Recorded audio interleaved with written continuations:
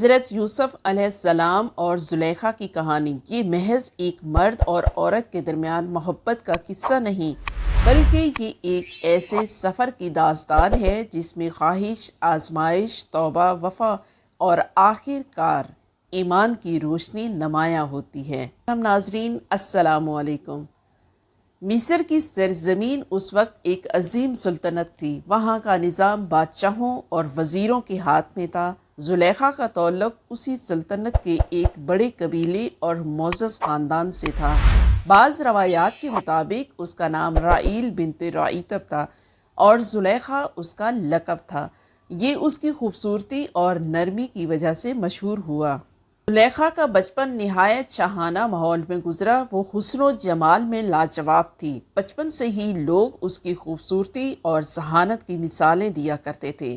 ہر چیز اس کے قدموں میں بچھی رہتی، کھانے، لباس، خادمائیں، محلات، سب کچھ موجود تھا، مگر جیسا کہ اکثر دولت مند گھروں میں ہوتا ہے، اس کی زندگی میں عبادت، عاجزی اور روحانی سکون کی کمی تھی۔ زلیخا جب جوانی کی دہلیز پر قدم رکھتی تو اس کی خوبصورتی اپنی انتہا کو پہنچ گئی۔ روایات میں آتا ہے کہ اس کا حسن ایسا تھا کہ دیکھنے والے دنگ رہ جاتے۔ لوگ کہا کرتے تھے اگر دنیا کے حسن کو ایک پلڑے میں اور زلیخا کو دوسرے پلڑے میں رکھ دیا جائے تو زلیخا کا حسن زیادہ بھاری ہوگا۔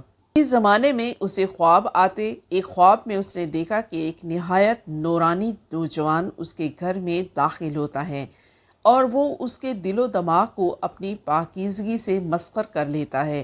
اسی خواب نے اس کے دل میں ایک عجیب کشش پیدا کر دی۔ بعض مفسرین لکھتے ہیں کہ زلیخا نے اپنے باپ سے یہ خواب بیان کیا تھا تو اس نے کہا یہ نوجوان وہی ہوگا جو تمہاری تقدیر میں شوہر کے طور پر لکھا ہے۔ زلیخا جب جوان ہوئی تو مصر کے حکمران طبقے کے کئی بڑے خاندان اس سے نکاح کرنا چاہتے تھے، لیکن قسمت نے اس کی شادی عزیز مصر یعنی وزیر خزانہ قطفیر سے کروا دی۔ یہ نکاح سیاسی اور سماجی وجوہات کی بنیاد پر ہوا تھا۔ قطفیر ایک معزز اور دولت مند انسان تھا، مگر وہ عمر میں بڑا اور کمزور تھا۔ بعض روایات میں آتا ہے کہ وہ اولاد پیدا کرنے کی صلاحیت سے بھی محروم تھا۔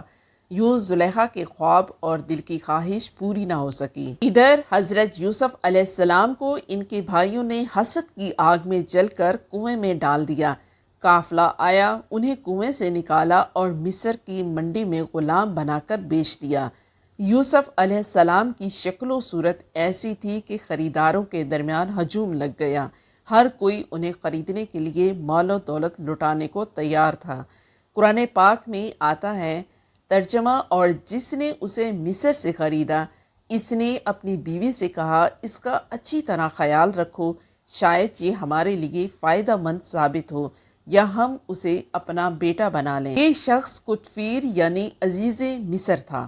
اس نے یوسف علیہ السلام کو خرید کر گھر لے آیا اور یوں زلیخا کی زندگی میں پہلی بار وہ نورانی نوجوان داخل ہوا جسے اس نے خواب میں دیکھا تھا۔ جب یوسف علیہ السلام گھر میں داخل ہوئے تو زلیخا ان کی صورت دیکھ کر حیران رہ گئی۔ وہی نورانی چہرہ، وہی پاکیزہ آنکھیں اور وہی حسن جو اس نے خواب میں دیکھا تھا۔ دل کے نہاں خانوں میں ایک لرزش سی ہوئی۔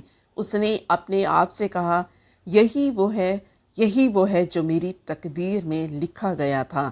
یوسف علیہ السلام اپنی پاکیزگی اور حیا میں بے مثال تھے۔ ان کا حسن محض ظاہری نہیں تھا بلکہ روحانی نور ان کے چہرے سے جھلکتا تھا۔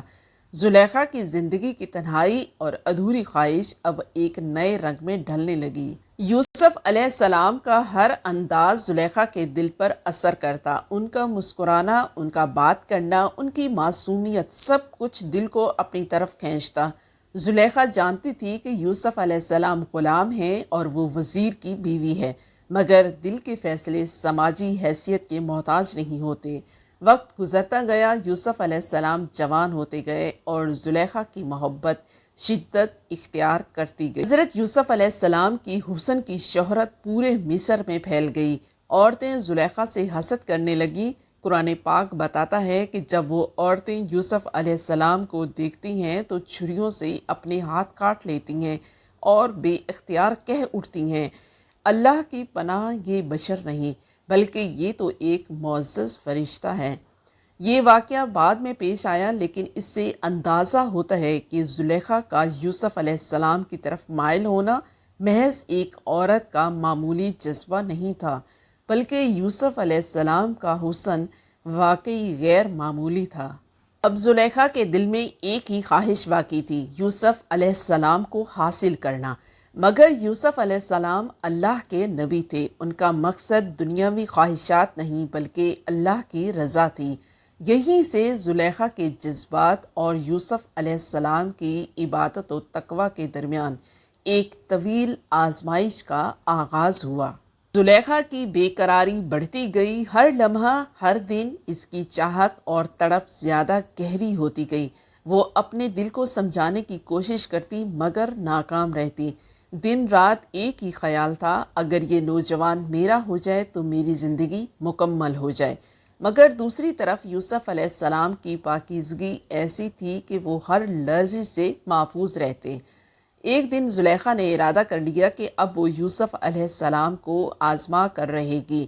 اس نے محل کے دروازے بند کر دیے اور یوسف علیہ السلام کو اپنے قریب بلایا۔ قرآن پاک میں یہ منظر کچھ یوں بیان ہوا ہے، اور وہ عورت جس کے گھر یوسف علیہ السلام تھے، اس نے انہیں اپنی طرف مائل کرنا چاہا اور دروازے بند کر دیے اور کہا، آؤ تمہارے لیے حاضر ہوں۔ یہ لمحہ زلیخا کی محبت کی انتہا تھی اور یوسف علیہ السلام کے تقوی کا سب سے بڑا امتحان تھا۔ یوسف علیہ السلام نے فوراً کہا، اللہ کی پناہ، بے شک میرے رب نے میرا اچھا مقام بنایا ہے، ظالم کبھی فلاح نہیں پاتے۔ یوسف علیہ السلام بھاگے اور دروازے کی طرف دوڑ پڑے۔ زلیخا بھی ان کے پیچھے بھاگی اور ان کی قمیض پیچھے سے پھاڑ دی۔ دروازے پر عزیز مصر سامنے آ گیا۔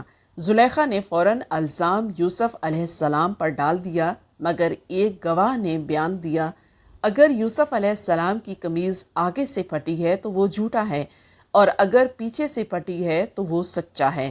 قمیض پیچھے سے پھٹی تھی، اسی طرح اللہ نے یوسف علیہ السلام کو بری کر دیا۔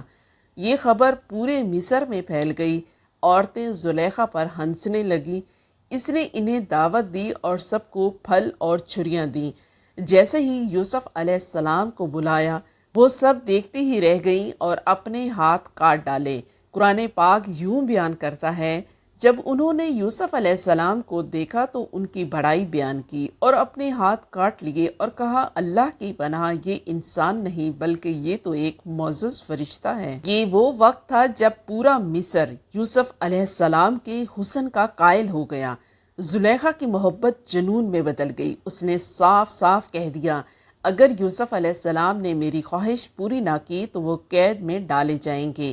یوسف علیہ السلام نے اللہ سے دعا کی، اے میرے رب، مجھے قید زیادہ پسند ہے اس کام سے جس کی طرف یہ مجھے بلاتی ہے۔ یوں یوسف علیہ السلام کو قید کر دیا گیا۔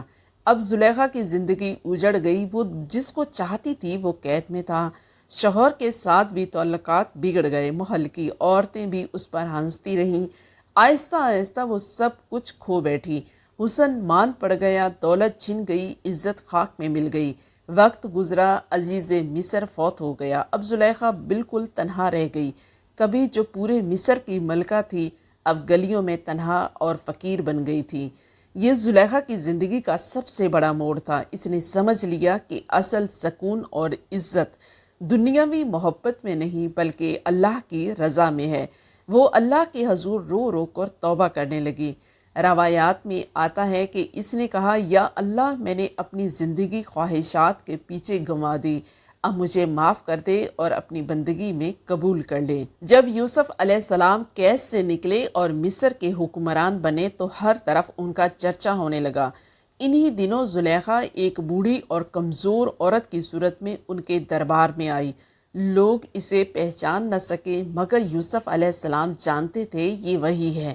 اس نے یوسف علیہ السلام کے سامنے آنکھیں جھکا کر کہا، اے اللہ کے نبی، میں نے اپنی جوانی برباد کر دی، لیکن آج میں نے جان لیا کہ یوسف علیہ السلام نے اس کی توبہ کی قبولیت کی دعا کی۔ اور بعض روایات میں آتا ہے کہ بعد میں اللہ نے زلیخا کو پھر جوانی اور حسن عطا کیا اور یوسف علیہ السلام نے اس سے نکاح کیا۔ زلیخا نے اپنی زندگی کے باقی ایام ایمان اور عبادت میں گزارے۔ اب وہ وہی زلیخا نہیں تھی جو خواہشات کے پیچھے بھاگتی تھی، بلکہ وہ اللہ کی نیک بندی بن گئی تھی۔ آخر کار وہ اس دنیا سے رخصت ہوئی اور ایمان پر دنیا سے گئی۔